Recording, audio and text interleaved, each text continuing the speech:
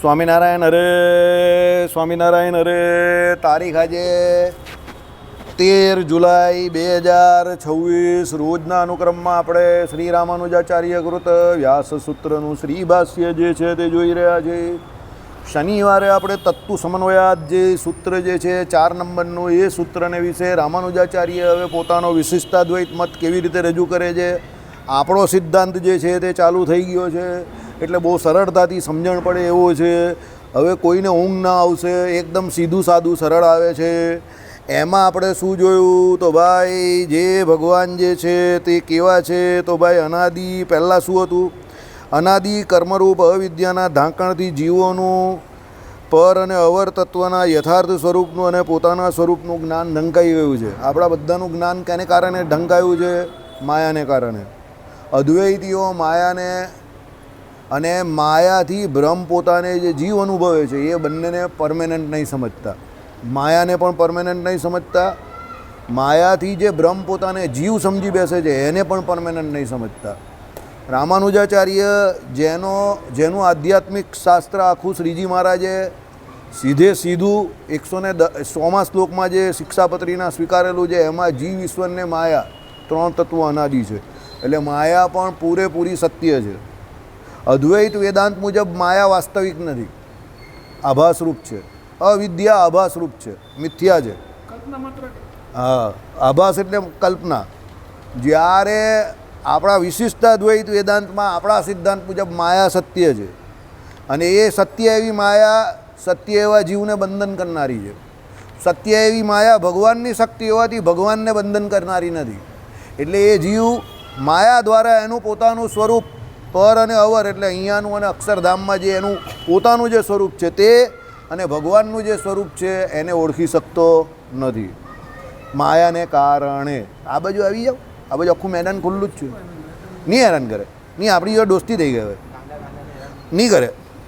ચાલો, હવે એ જીવ છે ને, જ્યારે માયાથી એનું સ્વરૂપ ઢંકાઈ જાય એટલે દેવ, અસુર, ગંધર્વ, સિદ્ધ, વિદ્યાધર, કિન્નર, યક્ષ, પ્રીસા, પિશાચ, મનુષ્ય, પશુ, પક્ષી વગેરે ચાલનારા પ્રાણીઓ તથા વૃક્ષ, છોડવા, વેલા, ઘાસ આદિ છે, તેઓમાં સ્ત્રી, પુરુષ અને નપુંસક એવા ભેદ છે. આ બધા રૂપે જીવ જ પોતે આવે. સ્ત્રી રૂપે આવે, પુરુષ રૂપે પણ આવે, અને અમુક નાન્યતર જાતિના પણ છે. બળદ જે કહેવું ને એવા, જે નાન્યતર જાતિમાં આવે, કારણ કે એના થકી પછી કોઈ ઉત્પત્તિ સંભવે નહીં. બરાબર? એટલે બળદિયા કોઈને કહે ને કે બળદિયા જેવો છે તે સૌથી વધારે ગંદી ગાળ છે, લોકોને ખબર નહીં પડતી. કારણ કે બળદ જે છે તે નાઈધર મેલ નોર ફિમેલ, એટલે પુરુષ પણ નથી ને સ્ત્રી પણ નથી. બરાબર છે? ચાલો, આગળ બહુ ચર્ચા એમાં કરવી નથી. એ ભેદ છે. વળી દરેકને માટે ધારણ અને પોષણ કરનારા અને ભોગવવાના તે પદાર્થો નક્કી થયેલા છે. આ જીવ જે અલગ અલગ જે કોઈ એમ કહે કે યોનિઓમાં જાય છે, એ દરેક યોનિમાં ભગવાને એના માટે પહેલેથી જે પણ કોઈ ભોગવવાના એમ કહે કે જે કોઈ પદાર્થો જે છે તે બધા મૂકી દીધા છે. મનુષ્ય માટે ઘાસ ફૂસ, પશુઓ માટે અનાજ. બરાબર છે ને? બરાબર જ ને? મનુષ્ય માટે શું મૂકેલું છે? ઘાસ ફૂસ, અને પશુઓ માટે અનાજ. એટલે જ હું કહું છું. બરાબર. એટલે શું છે? ધારણ અને પોષણ કરનારા અને ભોગવવાના પદાર્થો નક્કી કરેલા છે. વળી કેટલાક મુક્ત જીવો પણ છે. ભાઈ, અમુક બંધનકારી જેને આ માયા જે છે એનું ઢાંકણ જે છે એ લાગતું વળગતું નથી, એ પહેલેથી મુક્ત છે. કોણ મુક્ત જીવ કોણ છે? બોલ ભાઈ, કોણ મુક્ત છે? તું કે નહીં ભાઈ હું નથી મુક્ત, એટલે મને કાથી ખબર હોય? બોલો મુકુંદાસ, તમને ખબર છે મુક્ત જીવો કોણ છે અનાદિ? તમને બી નહીં ખબર. ભાઈ, તને ખબર છે મુક્ત જીવ કોણ છે? કોઈ નથી. ચાલો, તમે બોલો. ગરુડજી છે, વિશ્વક્સેનજી છે, બરાબર, નંદ છે, સુનંદજી છે, શ્રીદામા છે. આ બધા ભગવાનના કેવા મુક્તો છે. એ કોઈ દિવસ આ લોકને વિશે કર્મકૃત અવસ્થાએ કરીને આપણી જેમ આવ્યા નથી. ભગવત સંકલ્પે કરીને અને પોતાના સંકલ્પે કરીને પધાર્યા હોય એ અલગ વાત છે. આપણી જેમ નથી આવ્યા. એટલે આ બધા મુક્ત જીવો છે. એટલે આમાં લખ્યું, વળી કેટલાક મુક્ત જીવો પણ છે તથા પરબ્રહ્મ પોતે છે, અને ભગવાન પોતે પણ છે ને છે. આ એ સર્વેનો સરખી રીતે અનુભવ સંભવે છે. બરાબર? એટલે આ બધા પોતપોતાના હિસાબે સરખી રીતે એ લોકોનો અનુભવ સંભવે છે. કેવી રીતે? હવે એનું ભાષાંતર કર્યું એ પ્રમાણે પરબ્રહ્મને મુક્ત આત્માઓ એ પોતાનાથી જુદું નથી એમ જાણે છે. એનો અર્થ ખોટો લાગે છે. મદ્રાસ વચ્ચે ભેદ અંગ્રેજી એ શબ્દનું ક્ષેત્રજ્ઞનું વિશેષણ ક્ષેત્રને આગળ ચાલો જવા દો. એ સર્વેમાં એટલે ઉપર 4 પદાર્થો બતાવ્યા. ક્ષેત્રજ્ઞ જીવ એટલે ચિત્ત પદાર્થ, બરાબર. ક્ષેત્રજ્ઞ જીવ કોણ છે? ચિત્ત પદાર્થ. ચિત્ત પદાર્થ એટલે કોણ થયું? બોલ ભાઈ. ચિત્ત પદાર્થ એટલે શું? ચિત્ત એટલે શું? જડ કે ચેતન? ચેતન. અને પછી ચાલો જીવનું ધારક, પોષક અને ભોગ્ય એવું જે પ્રધાન એટલે અચિત પદાર્થ. તો અચિત પદાર્થ એટલે શું? અચિત પદાર્થ એટલે શું? આ અચિત પદાર્થ છે કે ચિત્ત પદાર્થ છે? આ દેહ, ઇન્દ્રિય, અંતકરણ જે છે તે શું છે? અચિત એટલે શું? માયા, જેને આપણે જડ કહીએ છીએ.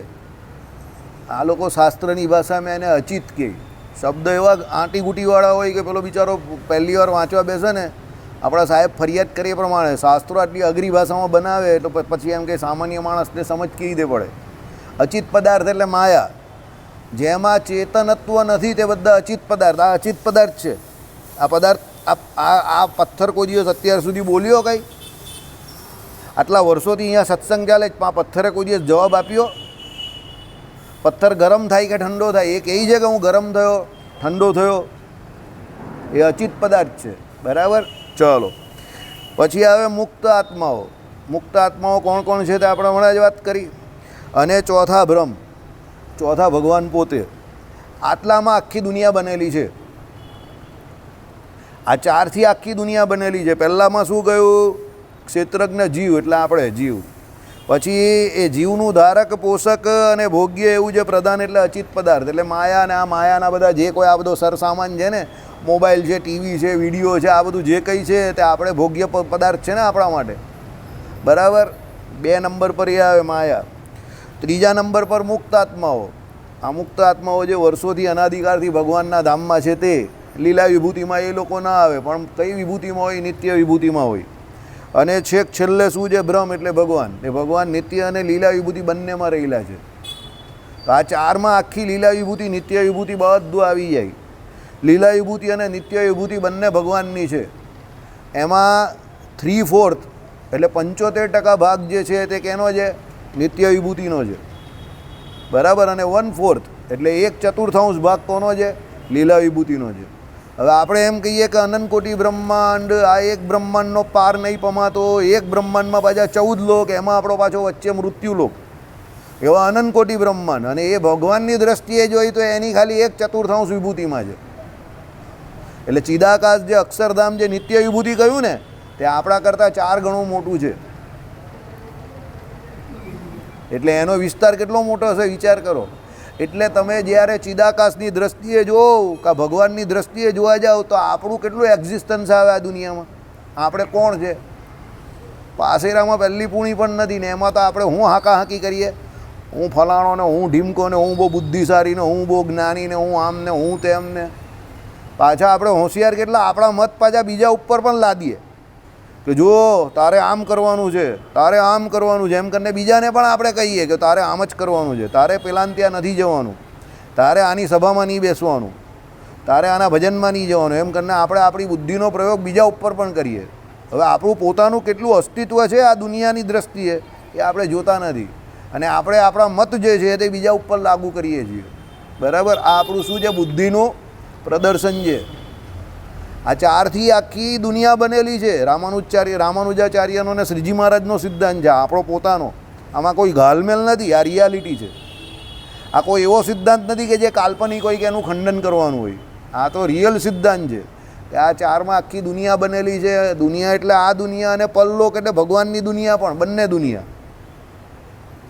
જે તમે આંખેથી જોઈ શકો છો એ દુનિયા પણ, અને જે આંખો દ્વારા નહીં જોઈ શકતા એ દુનિયા પણ, બધું આ 4માં આવે છે. સાંભળો, એ પૈકી બ્રહ્મ તે નિરવધિ નિરતિશય આનંદજનક છે. આ 4માં ખાલી ભગવાન જ એવા છે જે નિરવધિ અને નિરતિશય આનંદજનક છે, સમજો. અને તેથી એવા બ્રહ્મનું પ્રતિપાદન કરનારા વાક્યો પરમ પ્રયોજનવાળા છે. એટલે એ બ્રહ્મનું પ્રતિપાદન જે શાસ્ત્રમાં કર્યું હોય એ જ પરમ પ્રયોજન છે. શાસ્ત્રનું પ્રયોજન ભગવાન પ્રત્યે એટલે બ્રહ્મ પ્રત્યે હોય તો એ શાસ્ત્ર જ જે છે તે આપણા માટે પરમ પ્રયોજનરૂપ કહેવાય. પછી કોઈ જગ્યા પર કોઈ કહે કે ભાઈ આ શેર લઈ લે ને પેલો શેર લઈ લે ને આમાં આટલા રૂપિયા ડબલ થઈ જશે ને પેલું, એ તો માયાના પ્રયોજનવાળા છે. સમજી ગયા? એનાથી આ લોકમાં તમારા શરીર ધારણ કે પોષણ પૂરતું જે કંઈ ભાગ્યથી મળવાનું હશે એટલું જ મળશે. બાકી પેલો ઈરાનવાળો 2 બોમ્બ ફોડે ને અહીંયા આપણું બીએસસી આખું હલી જાય. પેલો અમેરિકાવાળો 4 બોમ્બ ફોડે ને અહીંયા આપણે 500 પોઈન્ટનું ગાબડું પડી જાય. હવે ત્યાં બોમ્બ ફોડે તો આપણે શું લાગે અહીંયા? સમજો? પણ લાગે. કેમ લાગે? આ બધા પ્રેડિક્ટેબલ માર્કેટ કહેવાય. એટલે ધારણાઓ પર ચાલતા માર્કેટ. આ રિયાલિટી માર્કેટ નથી. આ શું છે? ધારણાઓ પર ચાલતા માર્કેટ છે. એટલે ધારણાઓ પર ચાલતા માર્કેટ કેની ઉપર ચાલે? પ્રિડિક્ટેબલ સાયન્સ પર ચાલે. એટલે અત્યારે દુનિયામાં જે ઘટના ઘટે એની ઉપર એ પ્રિડિક્ટ કરે. એ રિયાલિટી નથી, એ પ્રિડિક્ટેબલ સાયન્સ છે. એ પોઝિટિવ પણ હોય અને નેગેટિવ પણ હોય. બરાબર? એટલે શું કહ્યું કે ભાઈ નિરતિશય આનંદજનક છે, તેથી એવા બ્રહ્મનું પ્રતિપાદન કરનારા વાક્યો પરમ પ્રયોજનવાળા છે. આવા વાક્યોને નિષ્પ્રયોજન કોણ કહી શકે? એટલે નિષ્પ્રયોજન નથી શાસ્ત્રોમાં કોઈ પણ વાક્ય. જે વાક્યો બ્રહ્મનું પ્રતિપાદન કરનારા છે એ જ પ્રતિપાદન કરનારા વાક્યો પરમ પ્રયોજક છે. તો એને નિષ્પ્રયોજક કોણ કહી શકે? એને નિષ્પ્રયોજક કોણ કહે છે? મીમાંસકો કહે છે. એટલે રામાનુજાચાર્યએ શું ખંડન કર્યું કે એ પરબ્રહ્મનું નિરૂપાદન કરતા તમે એમ કહી કે વેદાંત વાક્યો જોતા હોવ, શ્રુતિઓમાં એ વાક્યો હોય અને એમાં એ પરબ્રહ્મને જ પરમ પ્રયોજન કહે છે. અને નિરતિશય અને નિરવધિકાતિશય શું છે? આનંદ ઘન એ પરબ્રહ્મ પરમાત્મા છે. તો એવા વાક્યો જેમ કે એ વેદાંતમાં લખેલા છે, ઉપનિષદોમાં લખેલા છે, તો એ વાક્યો પરમ પ્રયોજનવાળા છે. શિક્ષાપત્રીમાં ભગવાને આવું વાક્ય લખેલું છે. બોલો કયું શું લખેલું છે? શ્રી કૃષ્ણ ભગવાનની સેવા કરવા ધ્યાન ભજન ઉપાસના કરનારા જે શ્રેષ્ઠ વાક્યો હોય એનો ભગવાનના સ્વરૂપને નિરૂપણ કરનારા આમાંથી જે શાસ્ત્રો એને પરમ પ્રયોજન એટલે એને મુખ્ય પ્રયોજન તરીકે માનવાના છે. લખેલા છે ને પેલા 8 સત્શાસ્ત્રો. એમાં જે શાસ્ત્રોમાં ભગવાન શ્રી કૃષ્ણના સ્વરૂપને નિરૂપણ કરતા જે હોય તેને પરમ પ્રયોજન માનવાના છે. સમજો? દસમ સ્કંદને એમને એમ નહીં કહ્યું શ્રેષ્ઠતમ. આપણે ત્યાં અહીંયા આવી ગયું ને, દસમ સ્કંદ કેવો છે? શ્રેષ્ઠતમ. પછી શ્રેષ્ઠતર કયો? તો પંચમ સ્કંદ. અને શ્રેષ્ઠ કયો? તો પેલો છેલ્લું જે કહ્યું ને ધર્મશાસ્ત્ર, યાજ્ઞવલ્ક્ય ઋષિની સ્મૃતિ. આપણો ઓલો પેલો હાથ ધોવામાં ને પગ ધોવામાં ને માથું ધોવામાં ને એમાં જ આખી જિંદગી કાઢી નાખે. આ ખાવાનું પેલું નહીં ખાવાનું. અરે ભાઈ હવે એને મૂકને યાર, એની પાછળનું કરને. હવે તું એની આગળ જતો જ નથી. હવે પેલો બાથરૂમમાં પેશાબ કરવા જાય. તુલસીદાસજી નદી કિનારે પેશાબ ન કરવાનું શાસ્ત્રમાં કહ્યું, તો ગંગાજીમાં પેશાબ ન થાય. તો જે વિસ્તારમાં એમની પર્ણકુટી હતી એટલે ઝૂંપડી હતી ત્યાંથી લગભગ અત્યારની ગણતરી ગણવા જાય તો 3 કિલોમીટર દૂર પેશાબ પાણી કરવા, લઘુશંકા કરવા રોજ 2 વખત જતા હતા આખા દિવસમાં. એટલે સવારે ને પછી કોઈ એક બીજા સમય પર દિવસમાં એમ. કારણ કે જે જગ્યા પર તમે સ્નાન ક્રિયા કરતા હોવ, તીર્થ હોય, ત્યાં એમ કહે કે શું છે? લઘુશંકા ગુરુશંકા ના થાય. તો તુલસીદાસજી 2-3 કિલોમીટર દૂર જતા હતા ગંગા કિનારાથી રોજ ડેઈલી. હવે આપણે ત્યાં હરિભક્તો કેટલા ટેલેન્ટેડ. આ પેલા અંદર પેલું જે હોય અત્યારે તો બધું વિદેશી બનાવ્યું છે પશ્ચિમનું, સારામાં સારું છે. તો પેલો હાલો બાથરૂમમાં પેશાબ કરવા જાય. મેં જોયા છે. બોલો, બાથરૂમમાં પેશાબ કરે. હવે જે જગ્યા પર તમે સ્નાન કરતા હો એ જગ્યા પર પેશાબ કરવો બહુ મોટો અપરાધ છે. આપતકાળ વગર કે કોઈ રોગી વ્યક્તિ હોય એના સિવાય બીજા કોઈને ત્યાં છૂટ નહીં આપી. સ્નાન કરો એ જગ્યા પર પેશાબ નહીં થાય. અરે તમારો જે શરીરનો મળ છે ને, શરીરનો મળ પણ તમને તીર્થોમાં કાઢવાની ના પાડી છે. તીર્થમાં સ્નાન કરતાં પહેલાં જે તીર્થમાં તમે જે જગ્યા પર રોકાયા હોય ને ત્યાં સ્નાન કરીને તીર્થમાં જવું. સાબુથી તમારે શરીર નહીં ઘસવાનું તીર્થમાં, કપડાં નહીં ધોવાના. અને તીર્થમાં ડૂબકા મારવાના છે. આમ શરીર ઘસવાનું નથી, ચોડવાનું નથી. અને ડૂબકા મારો, આ માથું જે છે તે અંદર જવું જોઈએ તો એ સ્નાન કમ્પ્લીટ છે. નાક બંધ કરીને ડૂબકા મારવાના છે, 1 2 3 એમ ડૂબકા મારો. એ ડૂબકા મારો એ બરાબર સ્નાન છે. પછી તમે ત્યાં જઈને સાબુ ઘસો, શરીરને આમ કરીને ચોળો, મેલ કાઢો શરીરનો, વાળ તમારા આમ ઘસો.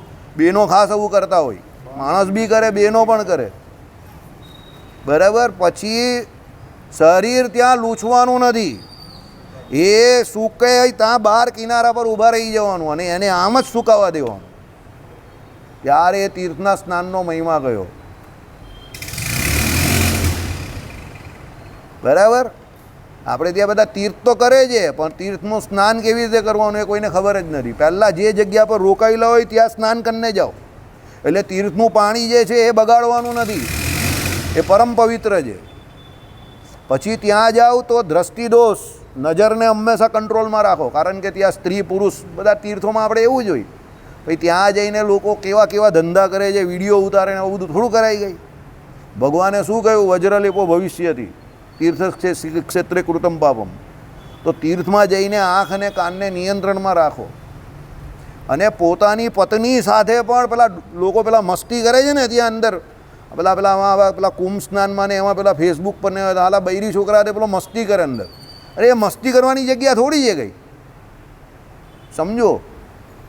સ્નાન પવિત્ર જગ્યા છે, તો ત્યાં સ્નાન કરવાનું છે, તો તીર્થના મહાત્માએ કરીને સ્નાન કરવાનું છે. અને તમને શું કહ્યું? આપણા હિન્દુઓને કંઈ બોલવા મજા નહીં, સમજી ગયા? ચલો, એટલે એવા વાક્યો બધા પરમ પ્રયોજક છે ભાઈ, બરાબર.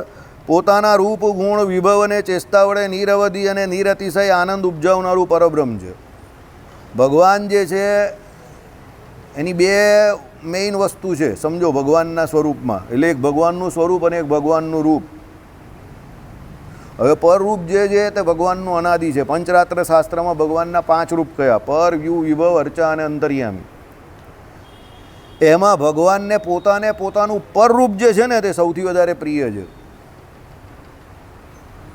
જે અક્ષરધામસ્થ પરરૂપ જે છે ને ભગવાનનું, વૈજયંતી માળા ધારે છે તે, પીતાંબર ધારી મુરલી મનોહર જે ભગવાનનું પોતાનું જે પરરૂપ જે છે તે ભગવાનને અતિશય પ્રિય છે.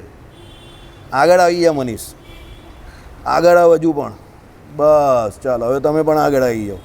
એટલે ભગવાનને એનું પરરૂપ બહુ પ્રિય છે. એટલે ભગવાનને ઓળખવા હોય તો પહેલાં ભગવાનના 5 રૂપ જે પંચરાત્ર શાસ્ત્રમાં કયા એ ઓળખવા પડે, જાણવા પડે.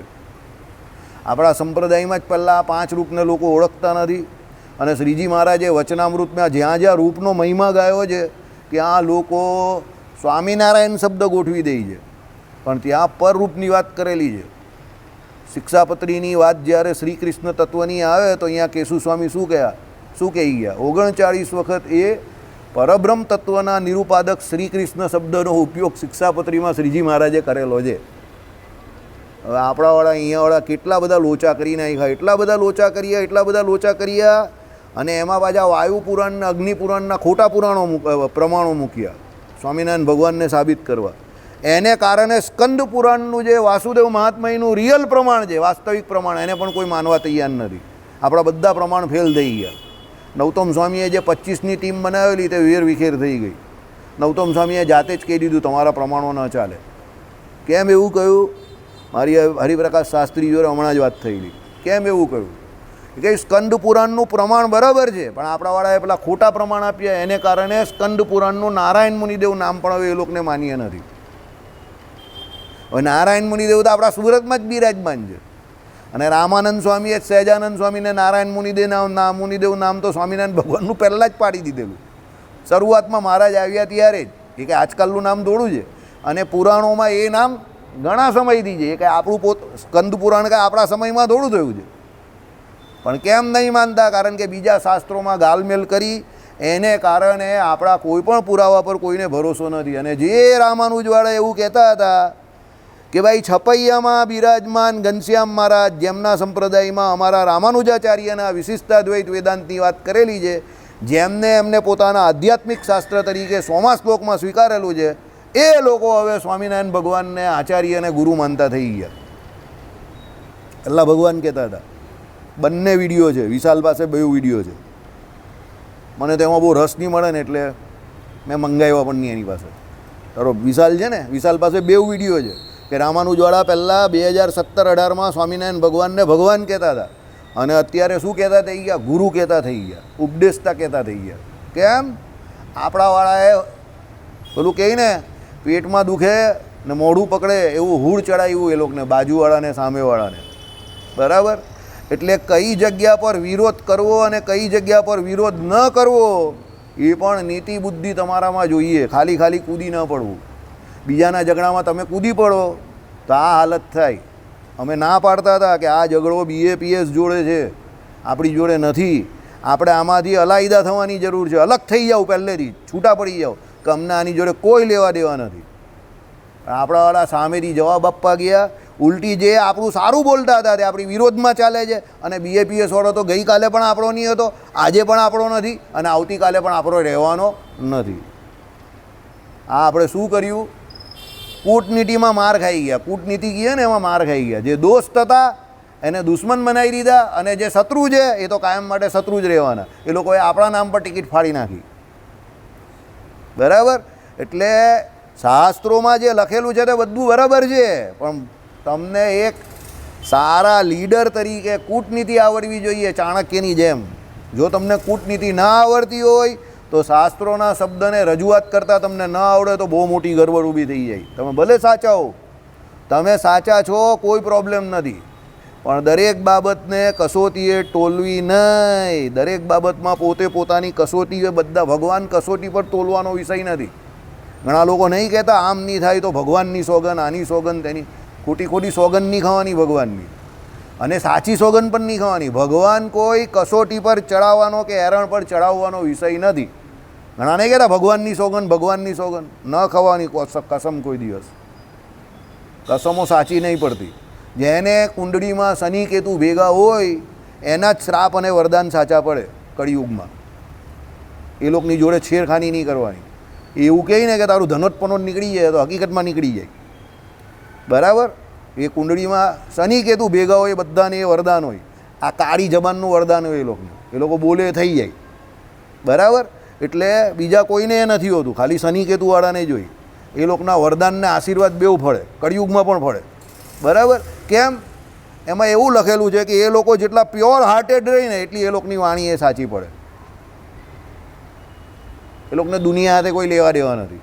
એને કોઈની જોડે દોસ્તી નથી, કોઈની જોડે દુશ્મની નથી. એટલે એમાં એવું લખેલું છે. એટલે કૂટનીતિ તમને આવડવી જોઈએ. ભાઈ ભગવાન સાચા છે, સંપ્રદાય સાચો છે, પણ સંપ્રદાયમાં જે કંઈ આપણે કરવા આવેલા જ કે સ્વામિનારાયણ ભગવાનનો પ્રચાર પ્રસાર કરવાનો છે, તો એમાં સામેવાળા વ્યક્તિને રાજી કરીને જે થશે ને, હું રાજી કરીને તો થવાનો નથી, લડીને તો થવાનો નથી. બરાબર? ચાલો, એમ જે વાક્ય જણાવે છે તે પ્રયોજનવાળું છે ભાઈ. આ ભગવાનના સ્વરૂપનું વાક્ય છે. કહ્યું કે ભગવાન રૂપ, તો 5 રૂપની વાત આવી. ગુણ, તો ગુણ કોના કોના છે? બોલો ભાઈ. સંજય કા ગયો, ચાલ્યો ગયો. બોલ ભાઈ, રૂપ કોના, ગુણ કોના કોના છે ભગવાનના? Okay, very good. ભગવાનના રૂપના પણ ગુણ છે, ભગવાનના સ્વરૂપના પણ ગુણ છે. શાસ્ત્રોમાં બંનેનું નિરૂપણ કરેલું છે, રૂપના ગુણોનું, સ્વરૂપના ગુણોનું. વિભવ, વિભવ એટલે શું? ભગવાનની વિભૂતિઓ જે કંઈ કે તમે કહો તે. અને વિભૂતિનો અર્થ શું? જે વિભવ, ભગવાનના અવતારો, જેમાં ભગવાનનું એક પ્રકારનું વિભૂતિરૂપ, નિયમનરૂપ ઐશ્વર્ય કહ્યું છે. દાખલા તરીકે શ્રીમદ ભાગવતમાં ભગવાને એકાદશ સ્કંદમાં પોતે ઉદ્ધવજીને કહ્યું એ પ્રમાણે, હું ભગવાન છું, હું કદાચ મારા અપાર સામર્થ્યથી આ પૃથ્વીના રચકણો ગણી શકું, પરમાણુઓ, આ ભગવાનના શબ્દ, પણ હું મારી વિભૂતિઓ ગણવા માટે સમર્થ નથી. સાચી વાત? આવી ગયું? આટલી બધી પરમાત્માની વિભૂતિઓ છે, અને એમાં ઘણી બધી વિભૂતિઓ જે છે જે આપણે જાણીએ છીએ, ગીતાજીમાં જે આવે છે તે, ને અમુક ભાગવતજીમાં એમણે નિરૂપણ કર્યું. એ ઉપરાંત પણ ઘણી બધી ભગવાનની વિભૂતિ છે. સૌથી મોટી વાત શું કહી ખબર? વિશિષ્ટાદ્વૈત વેદાંતમાં જગત આખું પરમાત્માની વિભૂતિ રૂપ જ છે. જગત પોતે સ્વતંત્ર રીતે પોતે પોતાને સાબિત કરી શકે એવી જગતમાં કોઈ સામર્થ્ય નથી. જગત ભગવાનની વિભૂતિ રૂપ છે એવી રીતે જણાવીએ તો જ જગતને તમે જણાવી શકો. જીવ જે છે એમાં જે કંઈ રહ્યું છે એ પણ પરમાત્માની વિભૂતિ. જીવ ભગવાનની વિભૂતિ રૂપ જ છે. આપણે જે કંઈ કામ સવારથી સાંજ સુધી જે આપણામાં ક્રિયાશક્તિ હોય છે, ઈચ્છા શક્તિ હોય છે, અને જીવા મોટા મોટા પર્વતો ખોદીને રસ્તા બનાવી દે તે શું છે? ભગવાનની વિભૂતિ છે. અરે સૌથી મોટી ભગવાનની વિભૂતિ ભૃગુ ઋષિ, એમને ચેલેન્જ શું સ્વીકારી કે ભાઈ કોણ સૌથી સહનશીલ દેવતા છે? બ્રહ્માજીને તો ખાલી ત્યાં ગયા ને અવગણના કરી એમાં જ ગરમ થઈ ગયા, જેમ અહીંયા થઈ જાય જ ને અમુક લોકો, એની તમે અવગણના કરો એટલે ગરમ થઈ જાય, બરાબર. પછી એની પાસે શિવજી પાસે ગયા તો એમની થોડીક બુરાઈ કરી, બે ચાર કહી એટલે એ ગરમ થઈ ગયા. પછી શિવજીને પૂછ્યું હવે વિષ્ણુ પાસે જાઉં છું, એટલે શિવજીએ તરત કહ્યું જોજે ભાઈ ધ્યાન રાખીને જજે. તે કહી કેમ? તું ગમે તે કર પણ એ ગરમ નહીં થશે. એટલે શું વાત કરો? હા એમ કે સીધા ટાંટિયો ઊંચો કર્યો અને સીધા ત્યાં જઈને શું કરી? છાતીમાં જ લાત મારી ભગવાન વિષ્ણુને વગર વાંકે, અને લાત મારી તો એ બાજા કિક આઉટ થઈને પોતે જ દૂર પડ્યા. કારણ કે ભગવાનની તો વજ્રની છાતી. તો ભગવાન પોતે જે જગ્યા પર આમ સૂતા હતા શાંતિથી વૈકુંઠ લોકમાં, ત્યાંથી ઊભા થયા, દોડતા દોડતા ઊભા થયા, અને જે પડી ગયેલા ભૃગુજી હતા એના ચરણે પડી ગયા અને એના ચરણારવિંદનો સ્પર્શ કરીને એને પંપોડતા હતા લક્ષ્મીજીની સામે. તો પણ પાછા ભાગવતજીમાં ને ગીતાજીમાં ભગવાન શું કહે? ઋષિઓ મેં ભૃગુ હું. જે લાત મારે એને ભગવાન વિભૂતિ કહી. પછી એ ભૃગુના દીકરા કોણ? શુક્રાચાર્ય. જ્ઞાનીઓમાં એ ભગવાન કહે જ્ઞાનીઓમાં હું કોણ છું? શુક્રાચાર્ય છું. ને શુક્રાચાર્ય કોના ગુરુ છે? असुरों गुरु है.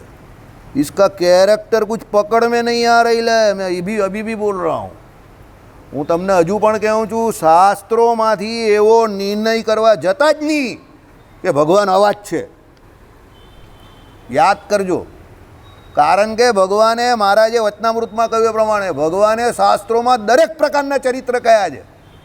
બોલું એક ગોળ રાઉન્ડ હોય ને, તમે આમથી જો આમથી જો આમથી જો આમથી જો, દરેકને એવું જ લાગે કે હું જે જોઈ રહેલો છે એ જ બધું બરાબર સીધું, પણ બધું આમ તમે જોવો તો બધાને અલગ અલગ દેખાતું હોય ને બધા અલગ અલગ નિરૂપણ કરતા હોય, પણ બધાને એવું હોય કે હું જે જાણું એ સાચું, હું જેટલું માનું એટલું જ સાચું, મને જે ભગવાને દેખાડ્યા એટલા જ ભગવાન, બસ.